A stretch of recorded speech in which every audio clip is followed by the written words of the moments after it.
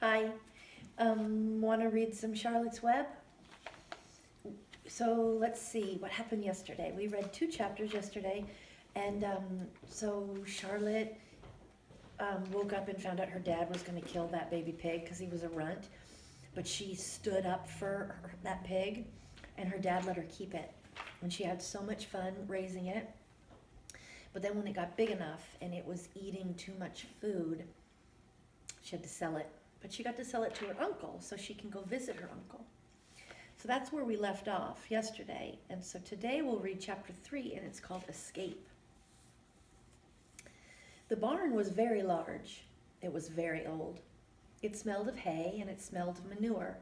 It smelled of the perspiration of tired horses and the wonderful sweet breath of patient cows. It often had a sort of peaceful smell, as though nothing bad could happen ever again in the world. It smelled of grain and of harness dressing and of axle grease and of rubber boots and of new rope. And whenever a cat was given a fish head to eat, the barn would smell of fish. But mostly it smelled of hay, for there was always hay in the great loft up overhead. And there was always hay being pitched down to the cows and the horses and the sheep. The barn was pleasantly warm in winter when the animals spent most of their time indoors, and it was pleasantly cool in summer when the big doors stood wide open to the breeze. Do you hear that bird? That's a clock I have in my house. It chimes every hour. It chirps. And Chrissy has one in the Christmas time that makes Christmas sounds, Christmas song music on the hour. So when you hear that bird, that's what that means. Okay, sorry about that. All right. The barn had stalls on the main floor for the workhorses, tie-ups on the main floor for the cows, a sheepfold down below for the sheep, a pig pen down below for Wilbur, and it was full of all sorts of things that you could find in barns: ladders, grindstones, pitchforks, monkey wrenches, scythes, lawnmowers, snow shovels, axe handles, milk pails, water buckets, empty grain sacks, and rusty rat traps. It was the kind of barn that swallows like to build their nests in. It was the kind of barn that children like to play in. And the whole thing was owned by Fern's uncle, Mr. Homer L. Zuckerman. Wilbur's new home was in the lower part of the barn, directly underneath the cows. Mr. Zuckerman knew that a manure pile is a good place to keep young pigs. Pigs need warmth, and it was warm and comfortable sitting down in the barn cellar on the south side. Guys, I have to tell you that. Do you know what manure is? It's poop. So Wilbur lives in poop. I guess that's a barn thing. Maybe that's why pigs stink. Here's a picture. Can you see that? There's Wilbur eating out of his trough. That's what they call the bucket that the pigs eat out of. I hope you could see that. Fern came almost every day to visit him. She found an old milking stool that had been discarded, and she placed the stool in the sheepfold next to Wilbur's pen. Here she sat quietly during the long afternoons, thinking and listening and watching Wilbur. The sheep soon got to know her and trust her. So did the geese who lived with the sheep. All the animals trusted her. She was so quiet and friendly. See her sitting there?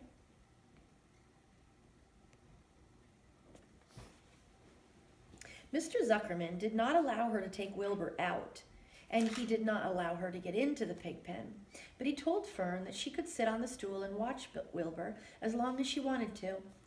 It made her happy just to sit near the pig, and it made Wilbur happy to know that she was sitting there, right outside his pen. But he never had any fun. No walks, no rides, no swims. One afternoon in June, when Wilbur was almost 2 months old, he wandered out into his small yard outside the barn. Fern had not yet arrived for her usual visit. Wilbur stood in the sun, feeling lonely and bored. There's never anything to do around here, he thought. He walked slowly to his food trough and sniffed to see if anything had been overlooked at lunch. he found a small strip of potato skin and ate it. His back itched, so he leaned against the fence and rubbed against the boards. When he tired of this, he walked indoors, climbed to the top of the manure pile, and sat down. He didn't feel like going to sleep. He didn't feel like digging. He was tired of standing still and tired of lying down. "I'm less than 2 months old, and I'm tired of living," he said. He walked out to the yard again. "When I'm out here," he said, "there's no place to go but in. When I'm indoors, there's no place to go but out in the yard." "That's where you're wrong, my friend, said a voice. Wilbur looked through the fence and saw the goose standing there. "You don't have to stay in that dirty little yard," said the goose, who walked rather fast. "One of the boards is loose. Push on it, push on it, and come on out." "What?" said Wilbur. "Say it slower." At the risk of repeating myself," said the goose, "I suggest that you should come out. It's wonderful out here." "Did you say a board was loose?" That I did, said the goose. Wilbur walked up to the fence and saw that the goose was right. One board was loose. He put his head down, shut his eyes, and pushed. The board gave way.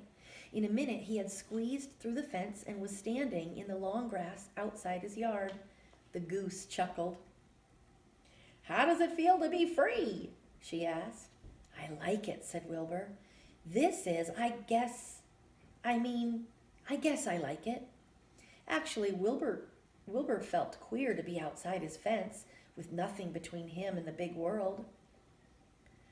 "Where do you think I'd better go?" Anywhere you like, said the goose.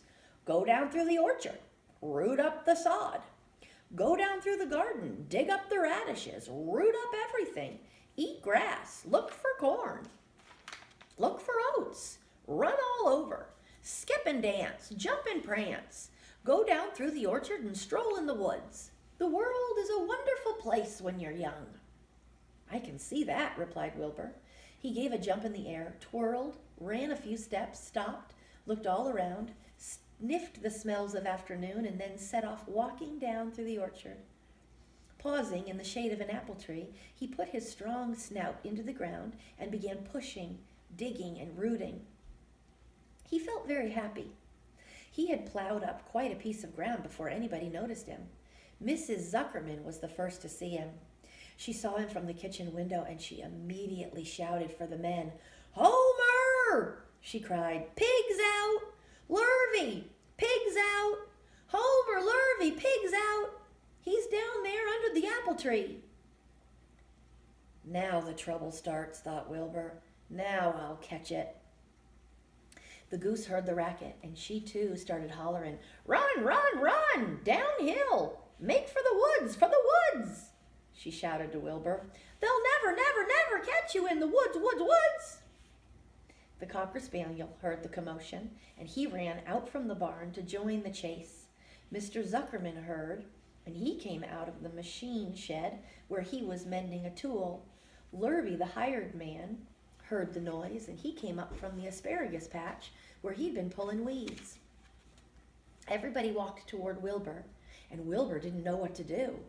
The woods seemed a long way off, and anyway, he had never been down there in the woods. He wasn't sure he'd like it. "Get around behind him, Lurvy," said Mr. Zuckerman, "and drive him toward the barn. And take it easy, don't rush him. I'll go and get a bucket of slops." Slops is what they call all the food. It's kind of like a compost bin, sort of, but before it gets icky, and that's what they feed to the pig. The news of Wilbur's escape spread rapidly among the animals on the place. Whenever any creature broke loose on Zuckerman's farm, the event was of great interest to the others. The goose shouted to the nearest cow that Wilbur was free, and soon all the cows knew. Then one of the cows told one of the sheep, and soon all the sheep knew. The lambs learned about it from their mother. The horses in their stalls in the barn pricked up their ears when they heard the goose hollering, and soon the horses had caught on to what was happening. "Wilbur's out," they said. Every animal stirred and lifted its head and became excited to know that one of his friends had got free and was no longer penned up or tied fast. Wilbur didn't know what to do or which way to run. It seemed as though everybody was after him. If this is what it's like to be free, he thought, I believe I'd rather be penned up in my own yard. The Cocker Spaniel was sneaking up on him from one side. Lurvy, the hired man, was sneaking up on him from the other side. Mrs. Zuckerman stood ready to head him off if he started for the garden. And now Mr. Zuckerman was coming down toward him carrying a pail. This is really awful, thought Wilbur. Why doesn't Fern come? And he began to cry. The goose took command and began to give orders. Don't just stand there, Wilbur. Dodge about, cried the goose. Skip around, run toward me, slip in and out, in and out, in and out. Make for the woods, twist and run. The Cocker Spaniel sprang for Wilbur's hind leg.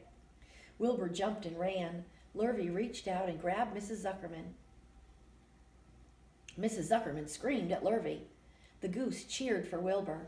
Wilbur dodged between Lurvy's legs.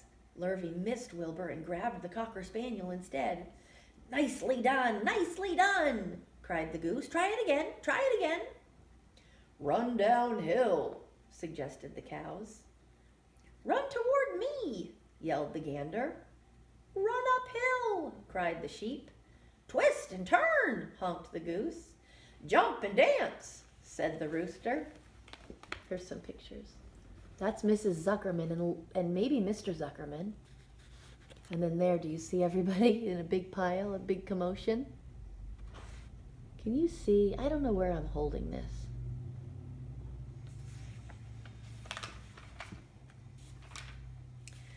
Look out for Lurvy, called the cows. Look out for Zuckerman, yelled the gander. Watch out for the dog, cried the sheep. Listen to me, screamed the goose. Poor Wilbur was dazed and frightened by this hullabaloo. He didn't like being the center of all this fuss. He tried to follow the instructions his friends were giving him, but he couldn't run downhill and uphill at the same time, and he couldn't twist and turn when he was jumping and dancing, and he was crying so hard he could barely see anything that was happening. After all, Wilbur was a very young pig, not much more than a baby, really. He wished Fern were there to take him in her arms and comfort him. When he looked up and saw Mr. Zuckerman standing quite close by to him, holding a pail of warm slops, he felt relieved. He lifted his nose and sniffed. The smell was delicious. Warm milk, potato skins, wheat middlings, Kellogg's cornflakes, and a popover left from the Zuckerman's breakfast. Come, pig, said Mr. Zuckerman, tapping the pail. Come, pig. Wilbur took a step toward the pail. No, said the goose. It's the old pail trick, Wilbur. Don't fall for it. He's trying to lure you back into captivity. He's appealing to your stomach. Wilbur didn't even care. The food smelled appetizing. He took another step toward the pail. Here, pig, said Mr. Zuckerman in a kind voice, and began walking slowly toward the barnyard, looking all about him innocently, as if he didn't know that a little white pig was following along behind him. You'll be sorry, called the goose. Wilbur didn't care. He kept walking toward the pail of slops. You'll miss your freedom, honked the goose. An hour of freedom is worth a barrel of slops. Wilbur didn't care. When Mr. Zuckerman reached the pig pen, he climbed over the fence and poured the slops into the trough. Then he pulled the loose board away from the fence so that there was a wide hole for Wilbur to walk through. Reconsider, cried the goose. Reconsider means think about it again. Wilbur paid no attention. He stepped through the fence into his yard. He walked to the trough and took a long drink of slops, sucking in the milk hungrily and chewing the popover. It was good to be home again. While Wilbur ate, Lurvy fetched a hammer and some 8 penny nails and nailed the board in place. Then he and Mr. Zuckerman leaned lazily on the fence, and Mr. Zuckerman scratched Wilbur's back with a stick. "He's quite a pig," said Lurvy. "Yes, he'll make a good pig," said Mr. Zuckerman. Wilbur heard the words of praise. He felt the warm milk inside his stomach. He felt the pleasant rubbing of the stick along his itchy back. He felt peaceful and happy and sleepy. This had been a tiring afternoon, and it was still only about 4 o'clock. Wilbur was ready for bed. "I'm really too young to go out into the world alone," he thought to himself as he lay down. There's another chapter, chapter 4, called Loneliness. Let's see how many pages that is. 1, 2, 3, 4. Let's read one more chapter. Okay. The next day was rainy and dark. Rain fell on the roof of the barn and dripped steadily from the eaves. Rain fell in the backyard and ran in crooked courses down into the lane where thistles and pigweed grew. Rain spattered against Mrs. Zuckerman's kitchen windows and came gushing out of the downspouts. Rain fell on the backs of the sheep as they gazed in the meadow. When the sheep tired of standing in the rain, they walked slowly up the lane and into the fold. Rain upset Wilbur's plans. Wilbur had planned to go out this day and dig a new hole in his yard. He had other plans, too. His plans for the day went something like this. Breakfast at 6:30, skim milk, crusts, middlings, bits of donuts, wheat cakes with drops of maple syrup sticking to them, potato skins, leftover custard pudding with raisins, and bits of shredded wheat. Breakfast would be finished at 7. From 7 to 8, Wilbur planned to have a talk with Templeton, the rat that lived under his trough. Talking with Templeton was not the most interesting occupation in the world, but it was better than nothing. From 8 to 9, Wilbur planned to take a nap outdoor in the sun. From 9 to 11, he planned to dig a hole or a trench and possibly find something good to eat buried in the dirt. From 11 to 12, he planned to stand still and watch flies on the boards, watch bees in the clover, and watch swallows in the air. 12 o'clock, lunchtime, middlings, warm water, apple parings, meat gravy, carrot scrapings, meat scraps, stale hominy, and the wrapper off a package of cheese.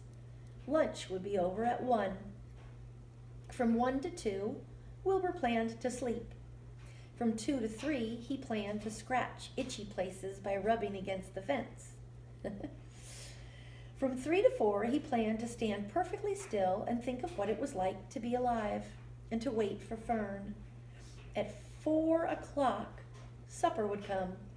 Skim milk, provender, leftover sandwich from Lurvy's lunchbox, prune skins, a morsel of this, a bit of that, fried potatoes, marmalade drippings, a little more of this, a little more of that, a piece of baked apple, a scrap of upside-down cake.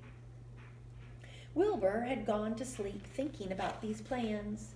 He awoke at 6 and saw the rain, and it seemed as though he couldn't bear it. "I get everything all beautifully planned out, and it has to go and rain," he said. For a while he stood gloomily indoors. Then he walked to the door and looked out. Drops of rain struck his face.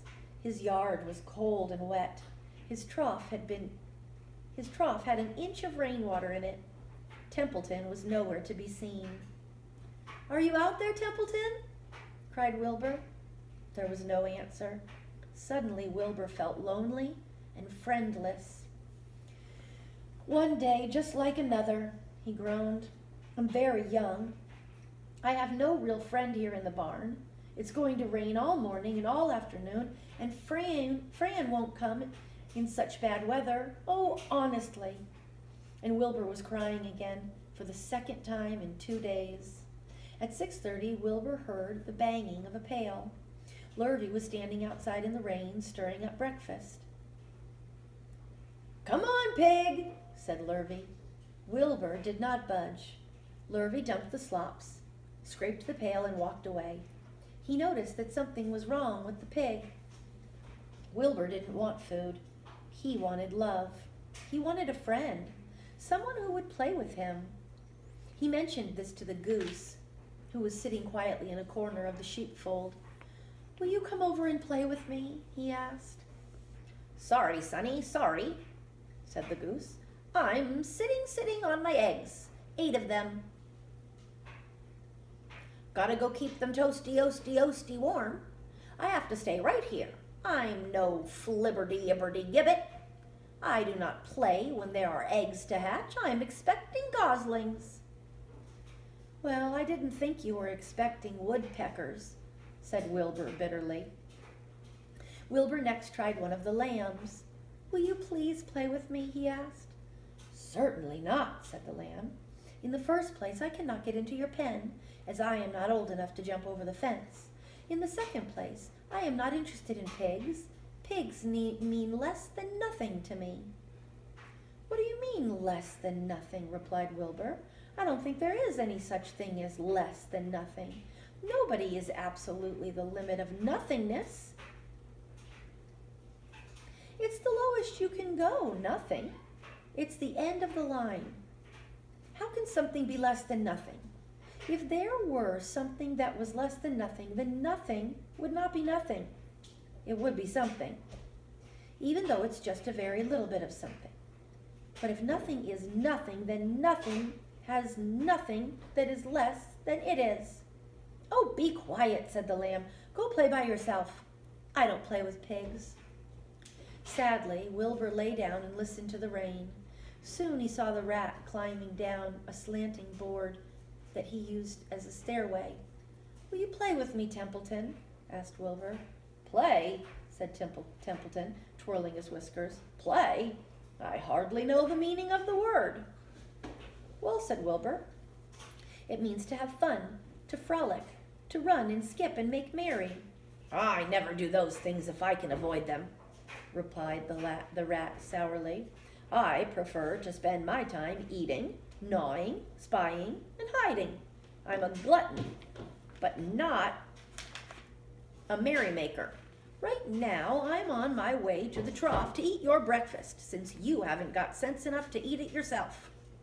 And Templeton the rat crept stealthily along the wall and disappeared into a private tunnel that he had dug between the door and the trough in Wilbur's yard. Templeton was a crafty rat, and he had things pretty much his own way. The tunnel was an example of his skill and cunning. The tunnel enabled him to get from the barn to his hiding place under the pig trough without coming out into the pen. He had tunnels and runways all over Mr. Zuckerman's farm and could get from one place to another without being seen. Usually he slept during the daytime and was abroad only after dark. Wilbur watched him disappear into his tunnel. In a moment he saw the rat's sharp nose poke out from underneath the wooden trough. Cautiously, Templeton pulled himself up over the edge of the trough. This was almost more than Wilbur could stand. On this dreary, rainy day, to see his breakfast being eaten by somebody else. He knew Templeton was getting soaked out there in the pouring rain, but even that didn't comfort him. Friendless, dejected, and hungry, he threw himself down in the manure and he sobbed. Here's a picture of him sobbing. Poor old Wilbur. Late that afternoon, Wilbur went to Mr. Zuckerman. No, not Wilbur. Late that afternoon, Lurvy went to Mr. Zuckerman. "I think there's something wrong with that pig of yours. He hasn't touched his food." "Give him 2 spoonfuls of sulfur and a little molasses," said Mr. Zuckerman. Wilbur couldn't believe what was happening to him when Lurvy caught him and forced the medicine down his throat. This was certainly the worst day of his life. He didn't know whether he could endure the awful loneliness anymore. Darkness settled over everything.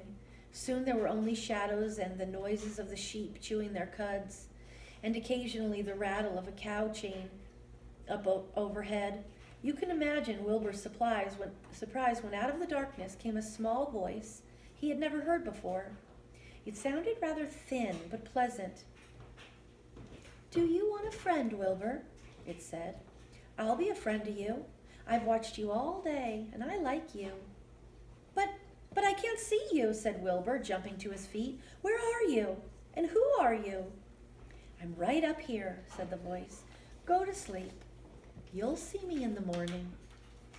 That's where we'll end today. So the next chapter we'll read is chapter 5, and it's called Charlotte. And that's when he gets to meet his new friend. Bye.